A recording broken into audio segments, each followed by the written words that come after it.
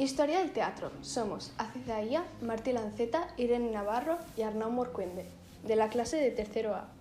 Índice 1. Contexto histórico. 2. La comedia nueva. 3. El lugar de representación. 4. Los personajes. 5. El público. Y 6. El espectáculo. Aquí tenemos el esquema. Literatura española del barroco. Está el contexto histórico. El barroco español se produce en medio de los llamados siglos de oro de la literatura española. España estuvo gobernada en este lapso por 3 monarcas: Felipe II, Felipe III y Felipe IV, gobernando este último hasta 1665. Felipe II, hijo y sucesor de Carlos V del Sacro Imperio Romano y primero de España, tomó posesión del trono español en 1556. Características: sentimiento del vértigo por la inmensidad del cosmos desengañado, preocupación por el paso del tiempo. Ahora hay actitud de los actores, evadiéndose, satirizando la realidad con estoicismo moralizado. El teatro. Las representaciones teatrales de esta época se efectuaban en sitios abiertos, plazas o corrales fijos. Contexto histórico. Estas son algunas de las causas que explican cómo el optimismo del Renacimiento XVI se pasó al pesimismo del Barroco. Políticas y económicas.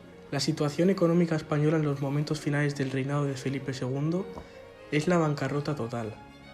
En el siglo XVII gobernarán 3 reyes, Felipe III, Felipe IV y Carlos II, que dejarán el poder en manos de hombres de confianza. El empobrecimiento económico y financiero a lo largo del siglo XVII crece vertiginosamente. Sociales. Como consecuencia de la ruinosa económica agrícola, existe un éxodo de gentes del campo a la ciudad que provoca una incipiente masificación de las ciudades. La sociedad española sigue dominada por el alto clero y la alta nobleza. Esta última se reduce en número y aumenta en riqueza. Ideológicas. Tienen su origen en todas las causas anteriores. La situación de crisis conduce al desengaño, al pesimismo que lo inunda todo. El hombre desconfía de todo y su existencia se convierte en una lucha feroz, que supone vivir al acecho. 2. Comedia nueva. La comedia nueva. En el siglo XVII, Lope de Vega tuvo la genialidad de acertar con una fórmula teatral de éxito, seguida por todos los autores. A partir de entonces se le llamó la comedia nueva, para distinguirse de la obra teatral clásica. Esta comedia combinaba la calidad literaria con la capacidad de atraer el público, objetivo que logró como nadie. En 1609, Lope compuso su arte nuevo de hacer comedias, breve e irónica obra en la que pretende explicar su concepción teatral y defenderse en los que lo critican por apartarse de los modelos clásicos. A lo largo de su tratado va mostrando las características que tienen las obras que escribe. Número de actos. Divide la comedia en 3 actos, unos 3.000 versos, y los llama jornadas. El teatro clásico tenía 5 actos. Propone la mezcla de lo trágico y lo cómico. La comedia ha de representar la variedad igual que la vida. Esto implica que en una misma obra pueden aparecer personajes nobles y plebeyos, reyes y campesinos. Se mezclan los estratos sociales, aunque se guarda el decoro en la forma de hablar, comportarse, vestirse, etc. La comedia nueva. El teatro clásico proponía el respeto de las 3 unidades: acción, tiempo y lugar. La obra debía tener una única acción y desarrollarse en un mismo lugar y durante una jornada. Las obras teatrales se escriben en verso. El escritor utiliza diferentes tipos de estrofas según la situación. Polimetría. El gusto. Lope admite que las reglas del teatro clásico están bien, pero cada época es distinta y los gustos del público varían. Géneros de la comedia nueva. Ya hemos dicho que las obras que se escriben en el siglo XVII, siguiendo la forma de Lope, comedias, mezclan personajes elevados y bajos y tienen un final feliz.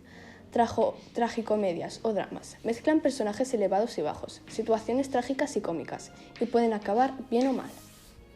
Temas de la comedia nueva. Los temas preferidos del teatro barroco son el honor y la honra. Ambas cosas se sustentan en la opinión que los demás tienen de uno mismo, en su buen nombre personal o familiar. Si se pierde el honor, lo justo es recuperarlo con venganza y sangre si es necesario. El amor, la conquista de una dama por el galán o a la inversa, es el eje temático de numerosas comedias. El perro del hortelano, de Lope, por ejemplo. También se escriben muchas comedias de capa y espada o enredo, que desarrollan argumentos de intriga y enredo. Temas de la comedia nueva. Comedias de aparato. Tienen una puesta en escena complicada y necesitan ser representadas en un teatro de corte. Suelen acompañarse de canto y baile. Mi amor se libra de amor, de Calderón. Dramas filosóficos y religiosos, que tratan temas como el destino, la libertad del individuo, el poder divino, la vida es un sueño, de Calderón. Dramas de honor, en los que se plantea un problema de honra, el médico de su honra, de Calderón. Autosacramentales, representaciones espectaculares que tienen como tema un asunto de fe.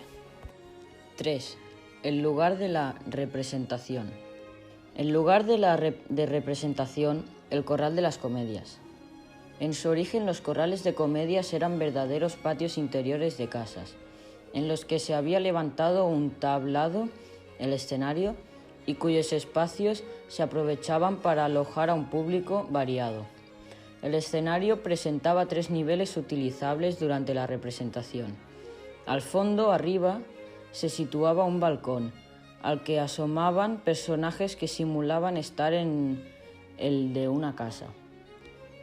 En segundo lugar estaba el tablado, en el que se desarrollaba normalmente la acción.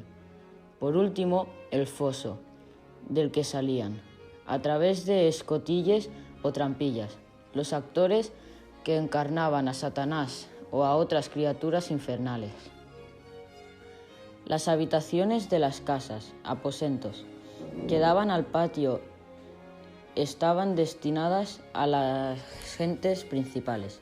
Los desvanes y las tertulias eran los aposentos más altos, situados inmediatamente abajo del tejado, y estaban reservados muchas veces a los religiosos y a los nobles. El lugar de representación, el corral de comedias. El público más modesto se situaba en el patio central y veía el espectáculo de pie sentado en unas gradas que se levantaban a los lados del patio. Frente al escenario se construyó una especie de palco de mujeres, la cazuela, en el que se sentaban las mujeres del pueblo, quienes accedían al local por una puerta especial o por las casas vecinas, para no encontrarse con los hombres. A veces había inmediatamente al lado del escenario un lugar separado del resto de la sala, llamado media luna, donde se sentaban otros espectadores. La alojería era el lugar donde el público compraba tentempiés, comida y bebida. Aquí podemos ver una imagen de cómo se distribuía el corral de comedias. Los teatros de nueva planta. Pronto se construirían los primeros corrales, teatros permanentes. Estos primeros edificios de nueva planta, el de la Cruz, 1574, y el del Príncipe, 1582. Mantienen la misma estructura que los corrales, aunque ya no son patios de vecinos, sino edificios levantados para ser teatros. En ellos se representarán obras y parte de los beneficios que obtengan serán destinados a obras de caridad. El mantenimiento de hospitales, por ejemplo. Los personajes. Los personajes más habituales en la comedia del Siglo de Oro son el rey. Si es joven, es un galán soberbio y a veces injusto. Si es viejo, es prudente y necesario para restablecer la justicia. El galán reúne todas las virtudes: juventud, generosidad, paciencia, capacidad de sufrimiento. El antagonista suele ser un noble que abusa de su poder, es tirano y malvado. Su papel en la comedia es negativo. La dama, complemento femenino del galán, es noble, idealista, audaz y constante. El padre de la dama es un hombre ejemplar que defiende el honor. El gracioso o donaire Es el tipo por antonomasia de la comedia española. Suele ser el criado del galán, pero también su consejero y amigo, y su contrapunto en el carácter. La criada es la confidente y acompañante de la dama que desempeña una especie de papel de gracioso en mujer. 5. El público. El teatro barroco era el principal espectáculo al que podían acceder todos los ciudadanos. La mezcla sociocultural que se produjo en las comedias barrocas constituyó un hecho cultural insólito. La fiesta era eminentemente popular y una a la aristocracia con el pueblo. Las distintas clases sociales no se confundían en el interior del local, sino que se mantenían rígidamente las diferencias entre ellas. La distribución de los espacios reproducía la estructura social existente. Juntos pero no revueltos, cada uno tenía su localidad según fuese su rango y poder económico. Las tres clases se dibujan en el interior: el vulgo, patio, la nobleza y el clero, celdas, la burguesía, galerías. El público. El espectáculo teatral llegó a considerarse un componente esencial el día de fiesta, por lo que al principio se representaba los domingos exclusivamente. Después se añadieron funciones los martes y los jueves, hasta que la representación se convirtió en una actividad diaria. El calendario de funciones se interrumpirá tan solo en Semana Santa y en momentos de luto de la familia real. El público es ruidoso y vocinglero. Se lanzaban objetos para interrumpir y hacer fracasar una comedia. Los partidarios de los distintos teatros formaban bandos enfrentados. Incluso si la reina le venía de gusto, se soltaban ratones en la cozuela. Se vendían abundantes alimentos y bebidas para el espectáculo: aloja, confitura, frutos secos, agua de anís, etc. El espectáculo. La parte principal de la función era una comedia larga, de unos 3.000 versos, aproximadamente, a la que se añadían otras piezas menores y actuaciones musicales, todo lo cual formaba una fiesta variada y rica en contrastes, muy del grado del espectador de aquella época. La representación empezaba a las 2 o a las 3 de la tarde, en invierno, y a las 4 en verano, para aprovechar la luz del día. Duraba casi 3 horas interrumpidas. El espectáculo, representado en los corrales y teatros, estaba formado por un conjunto de elementos muy diversos, que incluían el baile y la danza, y que a veces termina en una mezcla de cómicos y público, bailando juntos la zarabanda. El espectáculo. La presentación comenzaba con un ruido estridente para atraer la atención de un público muy ruidoso. A continuación, música de guitarra, vihuela, trompetas, cantos daban la bienvenida. 2. Loa o prólogo, recitado, venía a continuación y aspiraba a llamar la atención del público y conseguir su silencio. 3. Primer acto o jornada de la comedia. 4. En el entreacto se representaba un entremés, para muchos la parte apetecida y esperada, que en ocasiones salvaba una mala obra. Se trata de una pieza corta, cómica, con personajes bajos que viven situaciones cotidianas. 5. Segundo acto o jornada de la comedia. 6. En este entreacto se representaba una jácara, obrita versificada en romance, que relataba hechos festivos de gente de los bajos fondos. Divertía y rompía la tensión provocada por el nudo de la comedia. También podía venir aquí un baile, un entremés más corto en el que la parte musical tenía más importancia que la que hablaba. El espectáculo. Tercer acto o jornada de la comedia. Final a base de música o baile, habitualmente una mojiganga de baile de máscaras. Estos géneros menores, entremés, jácara, mojiganga, podrían intercambiarse. A la vista de la representación, queda claro que lo que buscaban los espectadores del teatro barroco era una auténtica celebración en donde lo importante era pasarlo bien. Información extraída del libro. Formación y antecedentes de la comedia barroca. Durante el siglo XVI había ausencia de locales destinados al teatro inexistencia de profesionales de teatro hasta los años 50. Son datos que corroboran la escasa relevancia del teatro. Se representaba en universidades y en colegios como actividad escolar para que los estudiantes estudiaran y mejoraran sus conocimientos del latín. En los palacios, la aristocracia asistía a fiestas teatrales cortesanas. Excepcionalmente, se daban representaciones en casas particulares o en plazas públicas. Este teatro estaba muy lejos de tener la importancia cultural que adquirió durante el siglo XVII.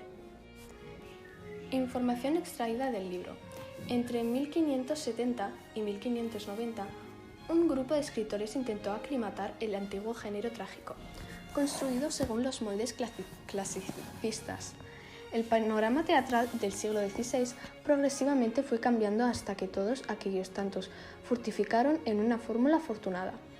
El Fénix creó el nuevo teatro con su práctica escribiendo para los corrales de comedias.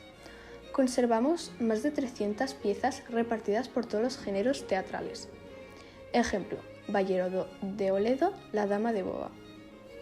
El fraile mercedario Gabriel Tellez fue el dramaturgo más importante después de Lope y Calderón.